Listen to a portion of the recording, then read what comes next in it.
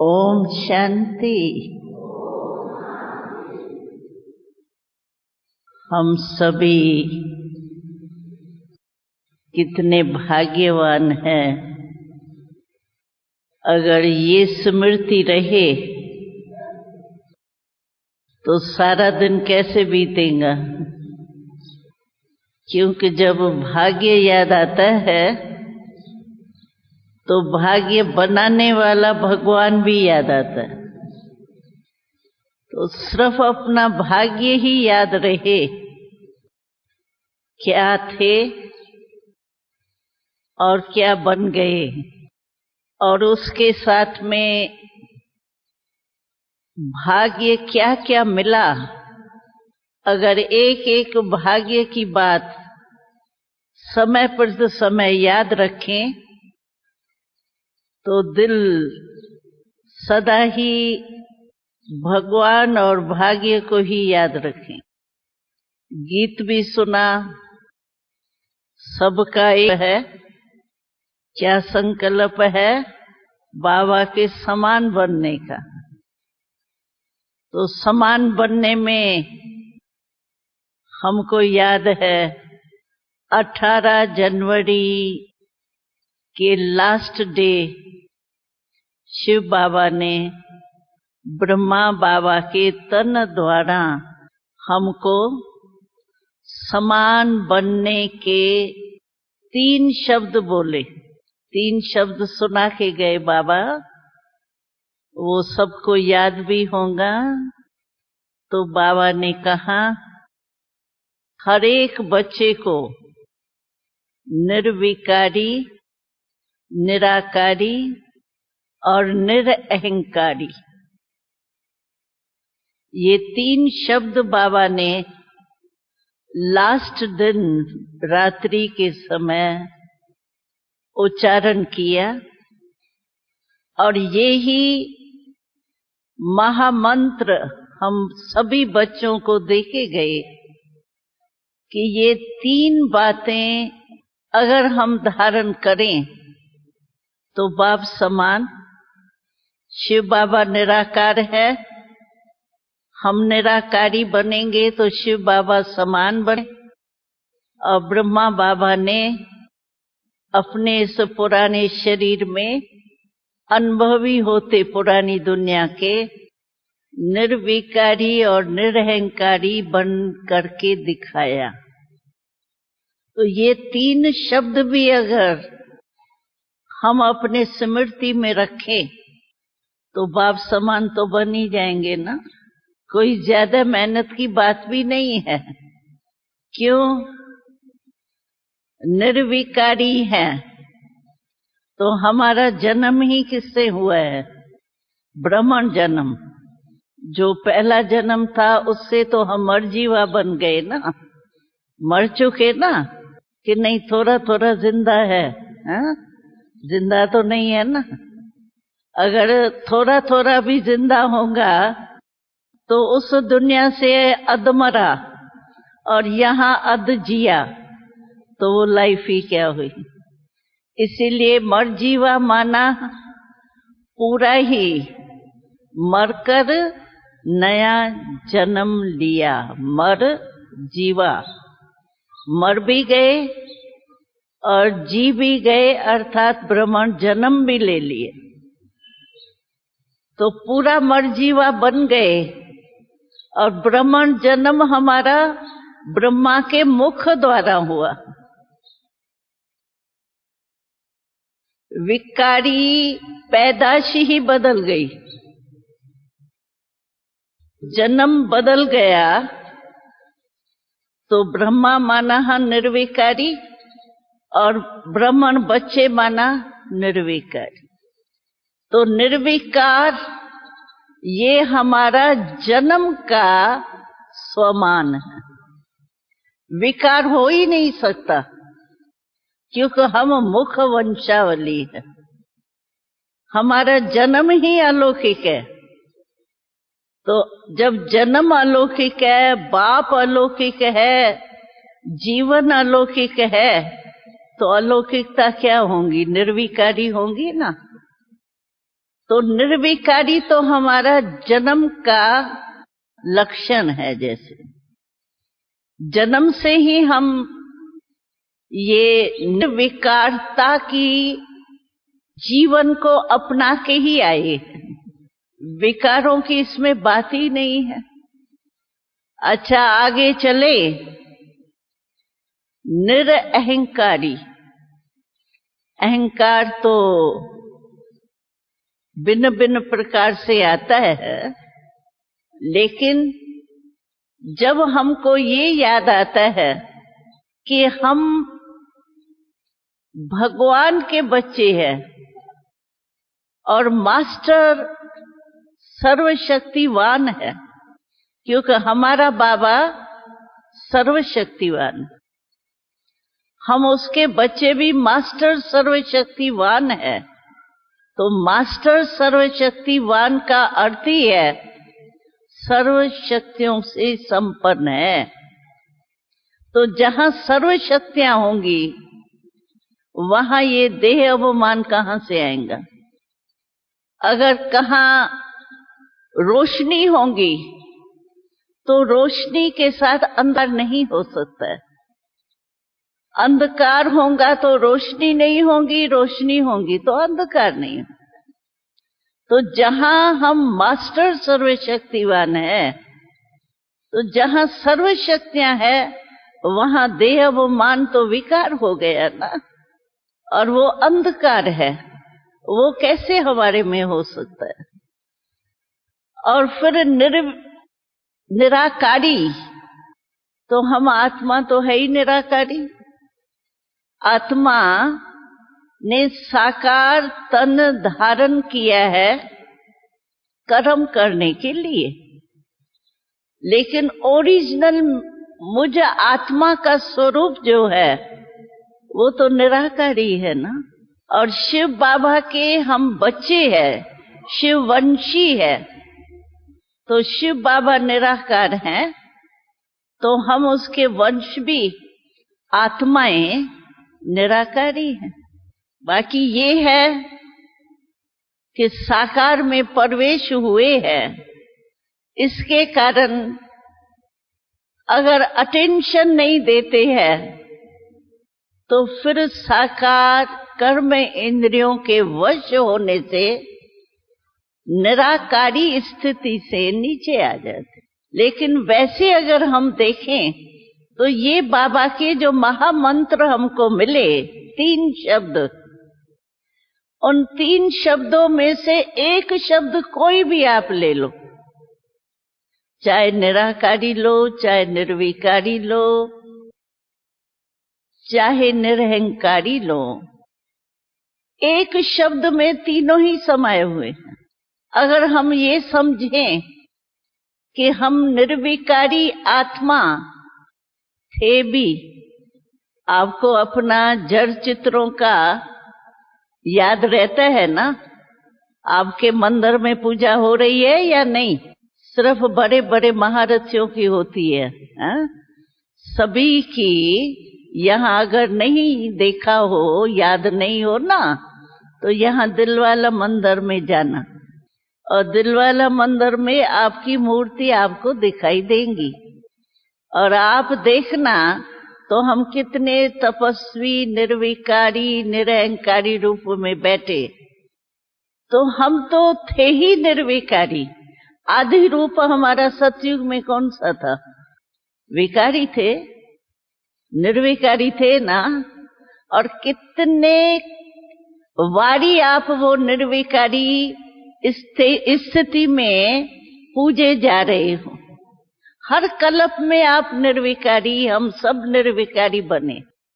पूजन होता है हमारा सर्वगुण संपन्न संपूर्ण निर्विकारी।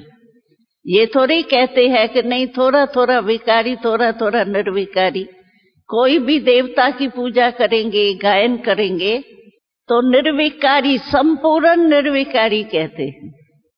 तो निर्विकारी रूप तो हमारा पूजा भी जाता है, प्रूफ है कि हमें बने थे, अब बन रहे हैं, और हर कल्प में हम बनेंगे। अगर ये भी निश्चय हो जाए ना, तो हमारा भाग्य हर कल्प में बना है। अगर किससे भी पूछते हैं कितने बार आप ब्राह्मण बने हैं, तो कहते वो तो अनगिनत बार है ना, गिनती क्या करें कितने बार बने। तो जो अनगिनत बार बन चुके हैं वो फिर से बनना क्या मुश्किल है। कोई नई बात होती है ना तो वो मुश्किल होती है, भाई पता नहीं कर सके नहीं कर सके। हम तो अनेक बार बने हैं, अभी सिर्फ उसको रिपीट करना है और कुछ भी नहीं है, तो कितना सहज है।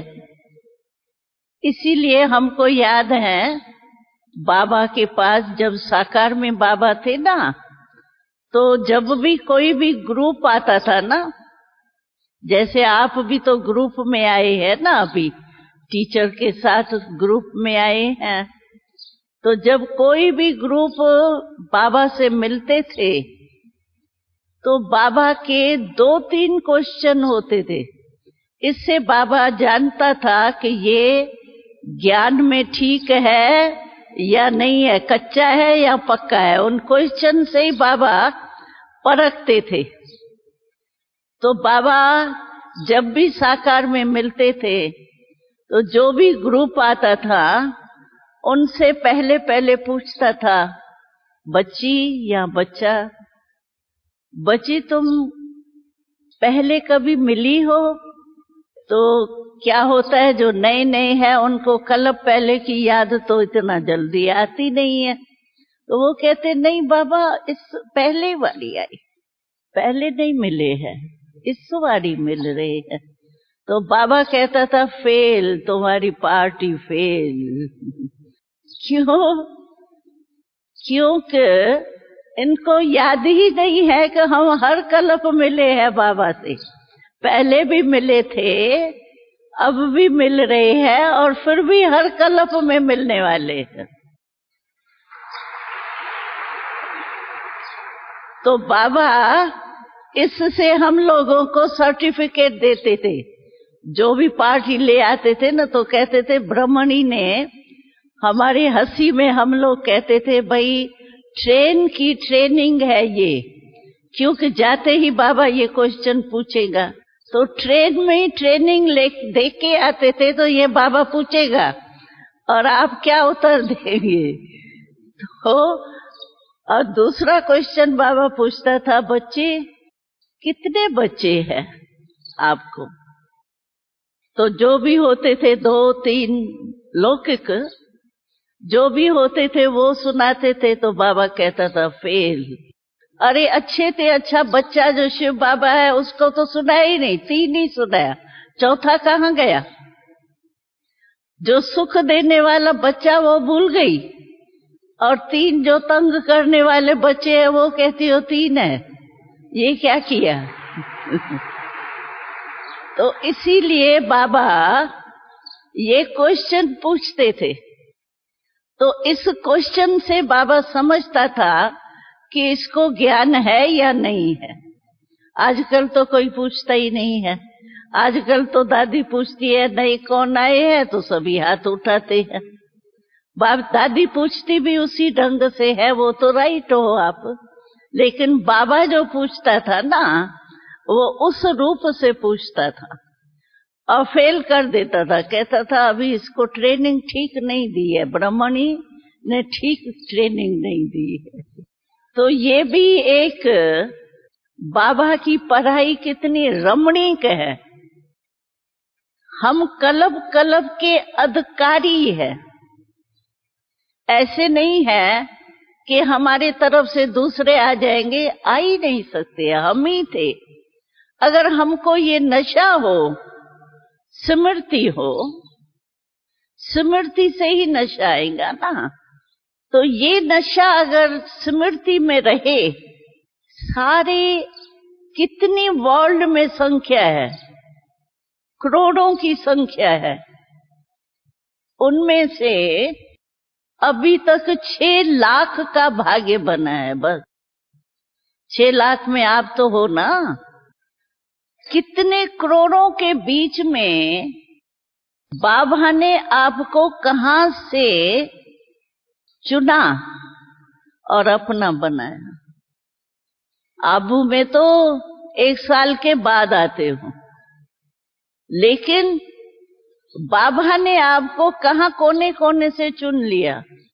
फॉरेन को भी नहीं छोड़ा, फॉरेन के कोने कोने से भी अपने बच्चे चुन करके अपने बना दिए। आपने देखा ना अभी फॉरेन वाले कितने आते।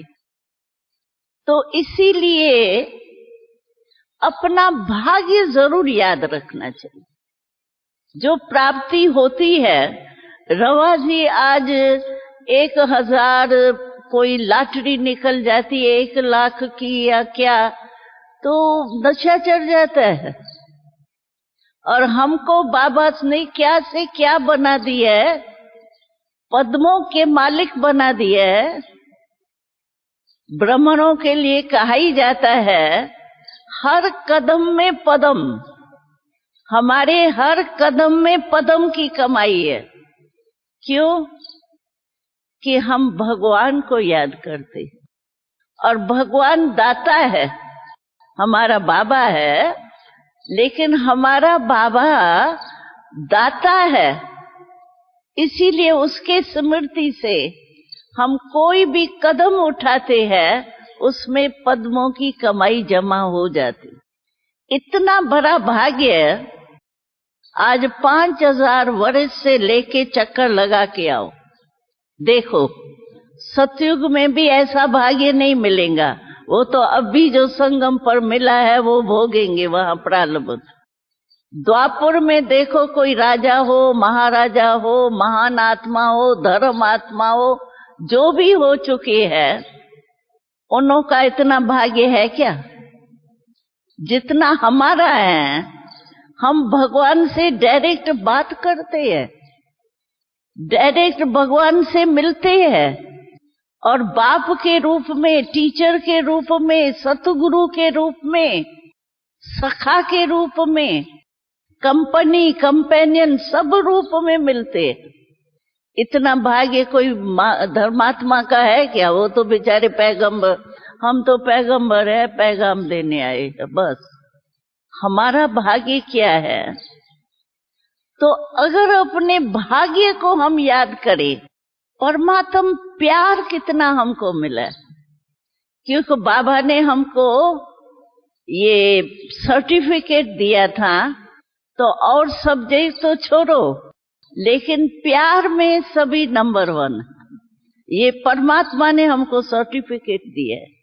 और आप सोचो अपने जीवन में आप किस आकर्षण से खींच के ब्राह्मण बने। सब कहेंगे हमको बाबा का प्यार, बहनों बाबा का प्यार, बहनों द्वारा जो प्यार मिला, प्यार की बातें सुनी, उससे ही हम ब्राह्मण बने। पहला फाउंडेशन परमात्म प्यार मिला। और आजकल सबको चाहिए भी प्यार। दुनिया में देखो, माँ भी अगर प्यार नहीं देती है बच्चे को, तो बच्चे संतुष्ट नहीं होते। प्यार से आप किसको सूखी रोटी भी खिलाओ, उनको 36 प्रकार की वासना आएंगी। और बिना प्यार के 36 प्रकार का भोजन भी खिलाओ, लेकिन उसका पेट नहीं भरेगा, संतुष्टता नहीं होगी।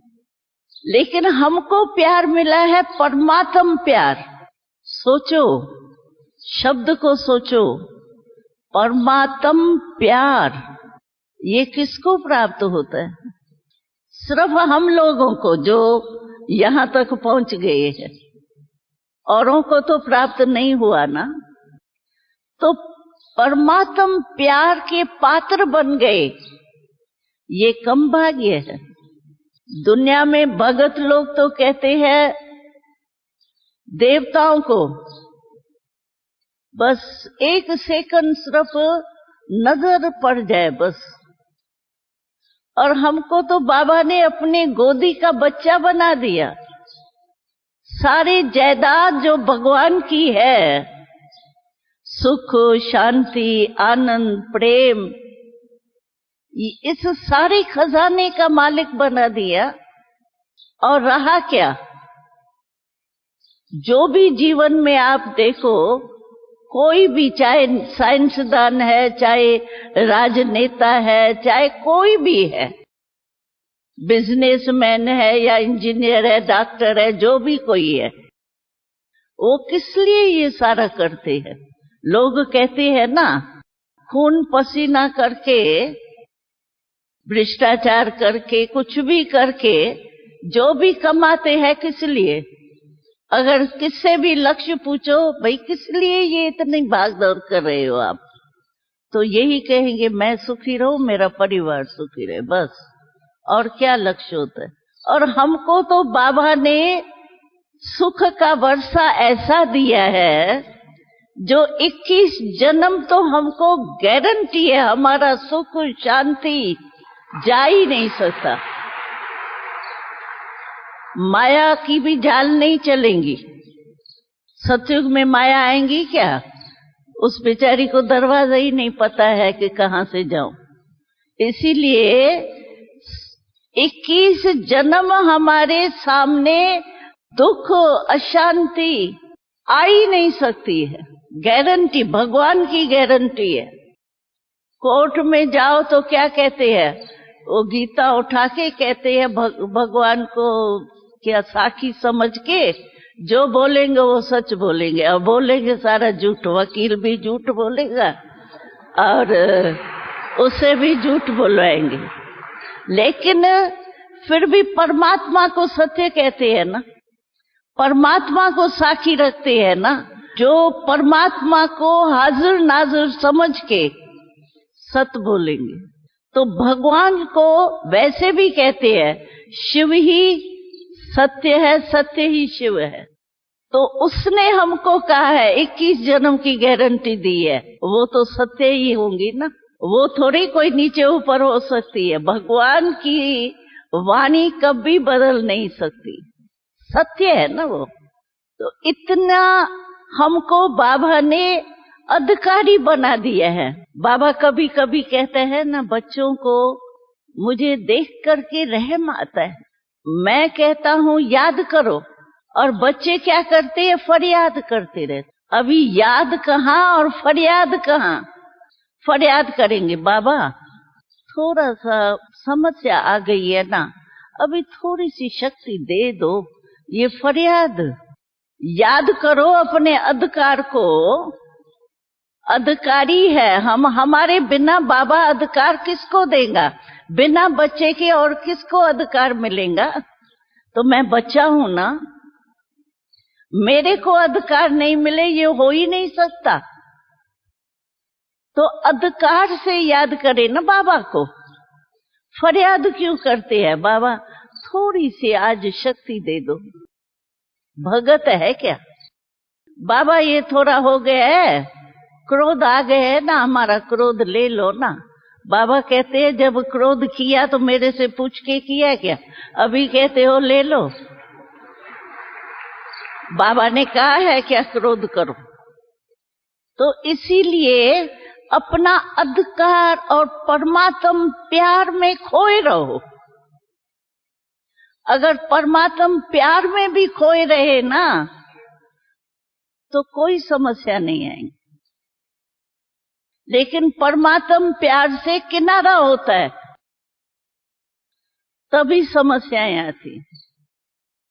बाबा कहते हैं, कहने में सभी कहते हैं बाबा और मैं कंबाइंड है, मेरे साथ बाबा कंबाइंड है।